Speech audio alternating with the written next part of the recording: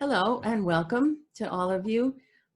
We are continuing our little series of community check-ins in which we are finding people who are Southampton residents and our friends and asking them how they're doing in these pandemic times. And so I thought immediately about Brenda Simmons, who many of you may know, but she is a lifelong born and raised Southampton woman, and actually whose father I interviewed in maybe 1995 or 1996. He was one of the first people. A lovely man, your dad was. And Brenda is the founder and executive director of the Southampton African American Museum, located at 245 North Main Street. North Sea Road. North Sea Road, sorry. And she's done a lot of other things in her life, but we want to actually ask her today about her recent experiences. So, Brenda, I expected to find you in Southampton, but I didn't. So let's just back up to early March or February. Now, when did you go to the island of St. Martin, which is where you are right now? Hi, everyone. Penny, thank you for this. And it's been an exhausting day, but I will start from saying that I've spent my winters in St. Martin, and I've been doing that since 2015 when I rejourneyed from being assistant to the mayor in the village of Southampton. So generally I come to St. Martin, I spend Christmas with my children, and then usually by the end of December, I journey to St. Martin where I spend the entire winter. I became a snowbird. Wonderful. That is great.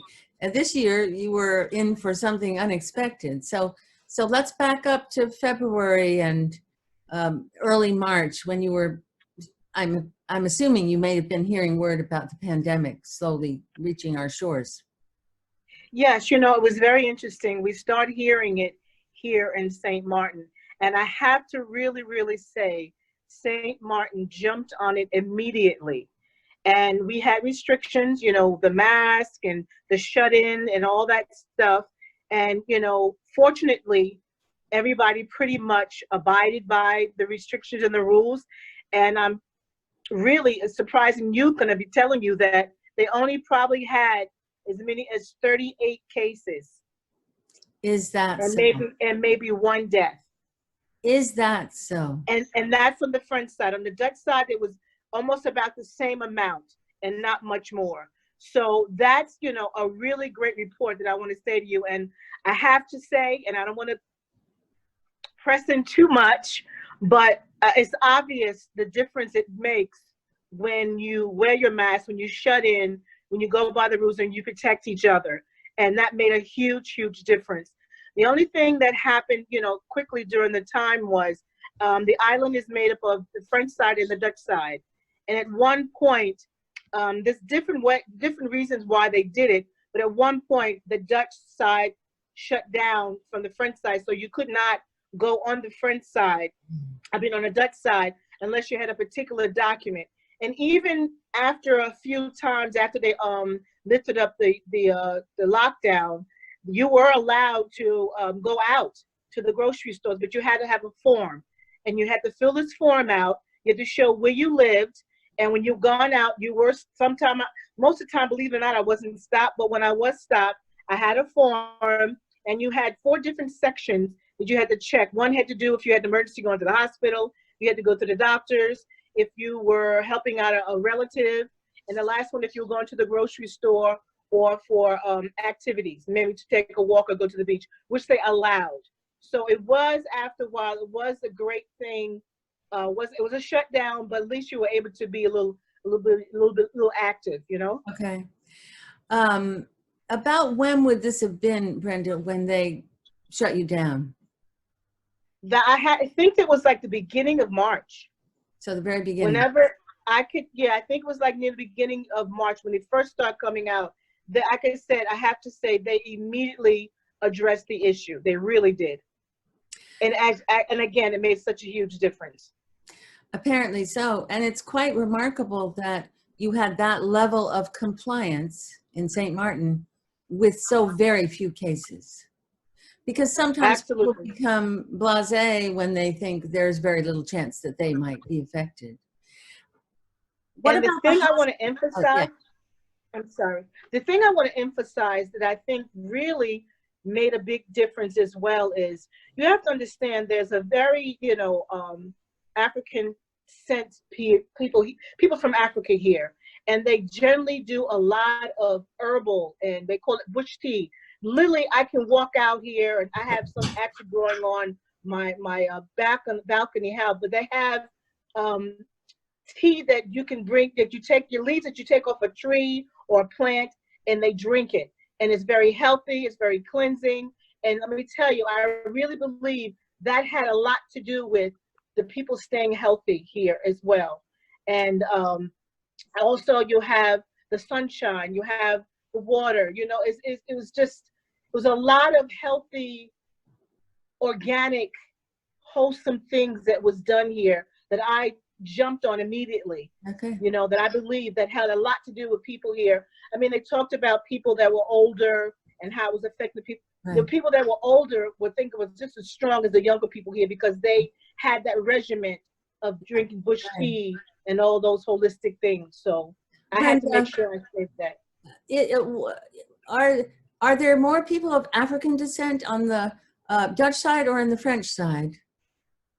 Mainly on on both sides, really, on both sides, because, the island, the people came from Africa and they came to the island itself. So some was on the French side, some on the Dutch side, but basically there's a whole history of what happened. There's a real cute history about what happened, why they divided the land, but that's, they're African descent on both sides. Okay, I was wondering because if there were a preponderance of African descent people on the French side, I was wondering whether their use of herbal remedies had made their population less at risk, but that's not a relevant question, I see. No, and really, only, there's a divide in the French and the Dutch side, but everybody, I mean, family have family on French side and the Dutch side and etc. So it's not like that divided, So Brenda, once this all started happening, and obviously you were probably following the news about what was happening in New York and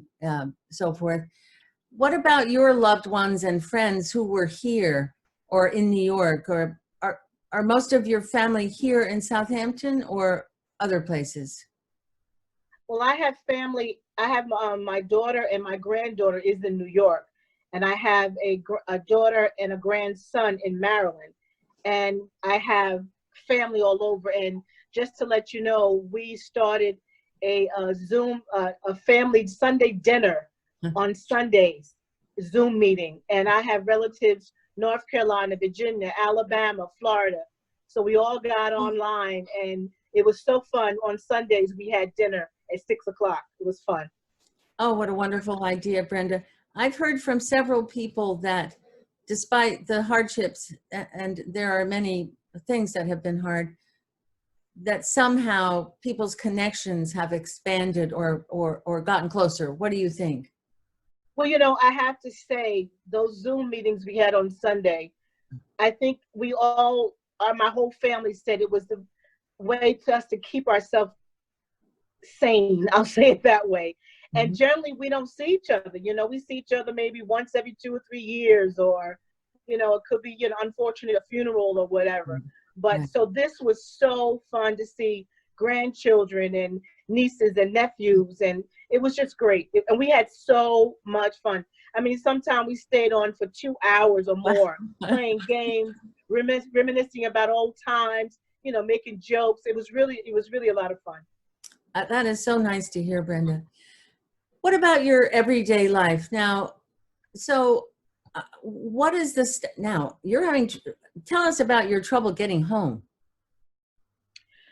Whew. Just to answer your question a little bit, what do I do during the day?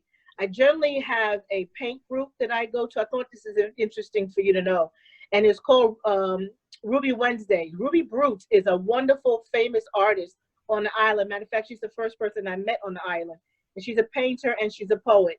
And make a long story short, we all decided to do a Ruby Wednesdays. And this has been going on for about 2 or 3 years. I've been coming to St. Martin for the winter since 2015, which I think I mentioned. So on Wednesdays, we have Ruby Wednesdays. So it's a bunch of artists that used to come together, and we would paint. First of all, we would bring lunch, and we'd bring a couple of bottles of wine, and we would have lunch, and then we would paint for a few hours. This is over the years. It came down to, I mean, these people came from all over the world that we came together. It started off with like 8 of us. It's down to like 3 of us now, but we still do it, and it's a lot of fun. So getting to answer your question about my journey trying to get home, I was scheduled to come home on May 28th. And interesting enough, JetBlue sent me an email switching my date to the 29th. When I saw that, I said, I have a feeling I'm going to get another email. And sure enough, I did. I got another email from JetBlue canceling my flight, not giving me any rescheduled date or time, and giving me options of getting my money back or, getting my points. So I kind of sat on it for a while. And then I found out, to speed the story forward, I found out a couple of weeks ago that they were possibly opening up the airport finally on July 1st. So I was pretty excited. And I called JetBlue. And so I didn't have to pay anything else for my ticket. They just transferred the ticket over for me to leave next Friday, July 10th. So when I found out, though, I heard the news of the surge of the increase of the cases in the States, I was like, oh no, I'm not cursing. I said, oh no. Mm-hmm. And sure enough, on Tuesday, July 30th, there was an announcement come out that they were not opening up the airport to international flights to US, and they're going to be postponing for 2 weeks. So in the little announcement, the Daily Herald is the local newspaper here. But in the Daily Herald, they had a small information saying that if anybody was supposed to schedule to leave within the next 2 weeks, they might have some sort of reparation flight for you to get back home. Yeah. And with that, I want to add, I didn't know this, but I found out there were 2 flights that went out in June that I didn't even know about, because I didn't get that contact information. Right. So today I started off around 10 o'clock. I was told to go to the airport. That might be a good thing to do. I went to the airport. The airport wasn't open. That was almost a wash. They told me to come back tomorrow, that someone was sitting on the outside that might be able to help me. Meantime, they told me to go to Internal Affairs, which was in Phillipsburg, which I wasn't sure where it was. Right. I went to one place. It was the wrong place. They sent me to another place. That was the wrong place. I finally got to the place to meet with the person. She was on lunch, so I had to wait till she finished lunch. And when she came down, waiting for the drum roll, she had no information for me. So she suggested that I contact the embassy in Curacao. So I did that after I got home. Meantime, my phone died. So I had to wait to come home, and I'm charging my phone just before I'm calling you. So I was able to go online to, I had to register at the embassy to let them know that I'm here and blah, blah, blah. So there's things, a possibility they might charter a plane, or there might be something available after the 2 weeks.